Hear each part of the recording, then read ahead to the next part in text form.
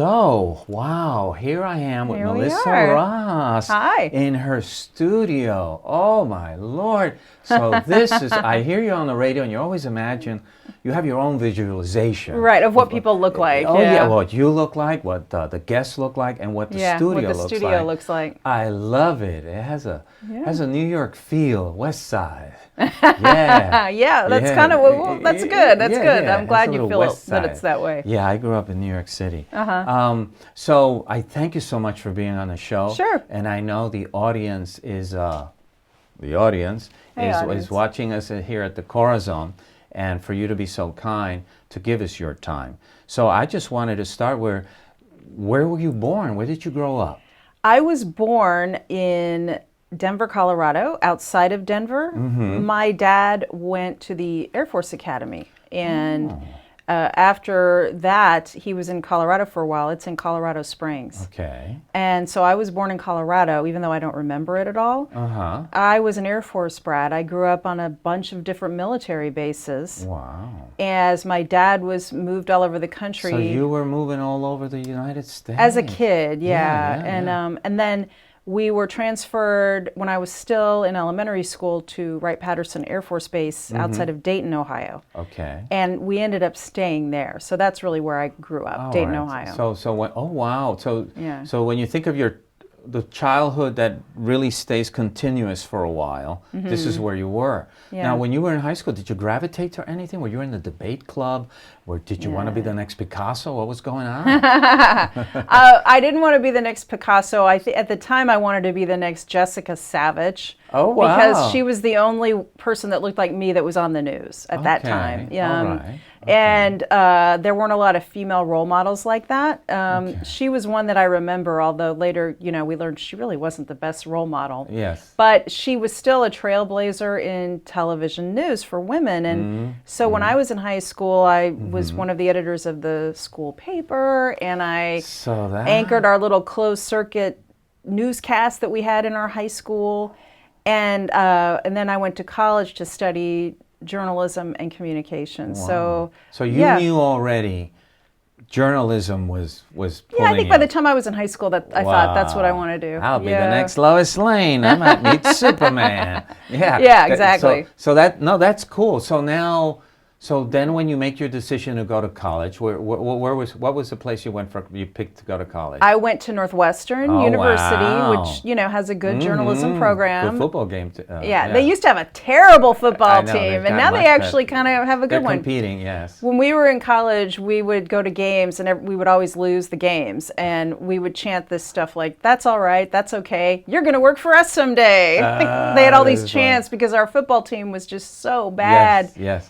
And, we were known then more for academics, but it was great because Northwestern is in Evanston, which is an L right away from Chicago. Okay. So that was my first real exposure to Chicago, and I loved it. Chicago. And then I ended up moving back to Chicago and working at a television station there for years. So it's a great town. The only bad thing in Chicago is that winter. That's right. Whoa. Yeah. Everything else is great. You don't miss it from New York either, do you? Well, but Chicago gets that wind off those lakes. It's nightmarish, yeah. I lived 4 years by Lake Ontario in Rochester, New York, when I was in my early 20s. And yeah, I had Chicago winters, snow. Oh, it's like a knife cutting through you. Exactly. Yeah. So now, what are you actually doing in Chicago now? What is your job there? I worked, after I graduated college, I went into TV news. So I worked at stations all over the country. I started in my hometown of Dayton. Okay. Then I went to Lexington, Kentucky, then Cincinnati, then Still Chicago. In TV? Wow. And then Orlando. And then the last TV job I had was here in Jacksonville. And by that point, I had kind of decided, okay, I think I'm done with this game. I was going to say, TV, it got old, and once you have a family, your priorities change. Yes. So I got out of that business, and I was doing other things. And then a few years after I got out, out of the blue, I got asked one day to apply for this job. And I thought, they're not going to give me that job. I'm not even on the air anymore. Oh, right. So I never thought I'd be back doing this kind of work. But here I am. How long you been doing this now? 10 years. And now you not only do you do the morning show, but now you have the roundtable show too. That's right. Yeah, I love that. Thanks. I love that. We're excited about it. So we do First Coast Connect every morning at 9, which is local. And that's what wakes me up in the morning, because I Thanks. go to bed around 3 in the morning. Oh. I'm always editing. You're a night owl. Yes. Well, I'm glad you get up with us. And then on Friday at noon, we have a show that's heard all over Florida, and we take calls from across the state, and it's called the Florida Roundup. And I co-host that one with my counterpart, Tom Hudson, at WLRN in Miami. So that's cool because it's a collaboration between WJCT, WLRN, and actually public radio stations across Florida. Okay. So it's a way to kind of knit the state together and look at the biggest issues in the state every week. Right. And now that we're heading into an election year, and Florida is going to be an important swing state, I'm hopeful that we can get some of the presidential candidates on the show this year. That would be great. It would be great. We're trying to get Mr. DeSantis on our St. Augustine Tonight. Yeah. We've had Sidney Stevenson. We've had someone like you. Let's see. He's from this area. Yeah, why not? This is home. Why not? And you know, we don't bring people, at least at my show, to embarrass them or sacrifice them to a pagan god. We just have regular questions like, who are you? Now, here's a question for you. In this job you're doing now, what do you think is the most challenging thing? I would say just managing all the moving parts, you know, there's a lot of balls in the air all the time. And so you're just booking a lot of segments, you're juggling a lot of different people and organizations and in pieces of information. Right. So you kind of have to be good at logistics. Okay. I mean, there's a lot of logistical work that goes into this that might not seem obvious. I see your assistant always moving around, always doing this, always that. Ran into her a couple of times. And then, of course, you're the general. She's the one that has to go execute. She's actually a co-general, but I need this, I need that. You know?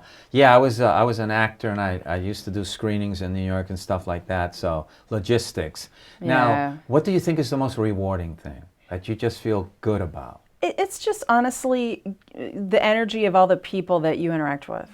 Because this has been an incredible opportunity to just get to know some amazing people, really.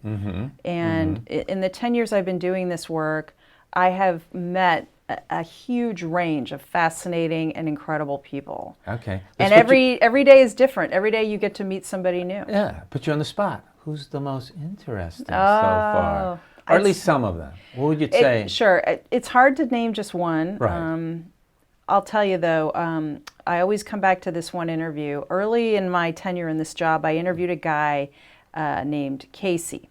And he was one of the passengers on the flight that went into the Hudson River, the Miracle on the Hudson. Oh, yes, Sully. And he was a local executive who worked for Merrill Lynch and was on that flight and went into the water and was rescued by the captain, Chelsea Sullenberger.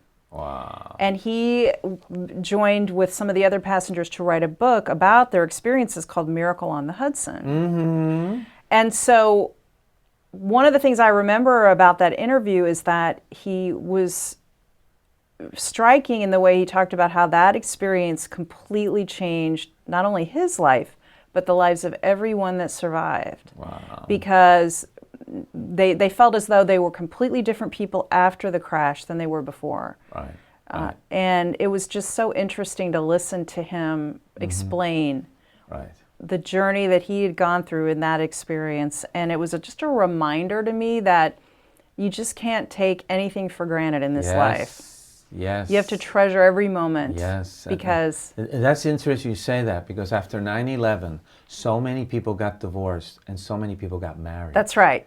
Because they realized what's really important. This is not a dress rehearsal. That's right. This is it. The curtain's open. Am I happy? Am I moving in the direction I need to move my life? That is so cool. Yeah. But what do you do when you want to relax, man? You get away from the mic. You know, I just had 2 weeks off between Christmas and New Year's, which was great. First time I ever took that long of a vacation, I think, ever. Wow. And, you know, I didn't do a lot. Could you chill? Yeah, I Some chilled. people can't chill, man. I always used to say, you know, I have no chill. But I had chill this time. I really did. I did some baking. I did some going out with friends. I watched some shows that I'd recorded. And I just kind of hung out with the family, and it was good. Wow. Now, looking into the future, you got this gig. It's a great gig, man. What do you see in the future, if you see anything? You know what? I'm open to whatever happens. I love doing this, so I hope I get to keep doing it for as long as they'll have me, and I hope we can keep growing our platforms. So when you're a little old lady, you'll be like Larry King on some little cable show. Well, you know what? That said, here's the thing: you also have to have a sense of timing. Right. I mean, you and I were talking earlier about Johnny Carson and how you grew up watching him. Well, I think he timed his exit pretty well. Yes. He's magnificent. It's like boxers. You need to know when it's time to leave the stage. Yes. So that's something that's in my mind too. Don't get knocked out in the ring as your last fight. That's right. You need to leave with the crown, baby. Exactly. So that's in my mind too. Wow, wow. So I thank you so much for this time. I know you're busy, and I'm a big fan. I listen to you every morning, and it's so funny. I'll say, "Hey, that's Giorgio. Hey, that's the mayor. Hey, this is this person from this or Lee Court with her little talking about people she brings from the food world." So thank you so much. You are really an oasis for us in St. Augustine. Thank you. Because a city that is so active at so many levels gets such little coverage, and you are that oasis, my friend. We'll keep trying to do that, and if you want to shoot me some ideas, please do that. All right. You heard it here first. Okay. That's right. Thank you. Thank you. Thank you. Yay. Good.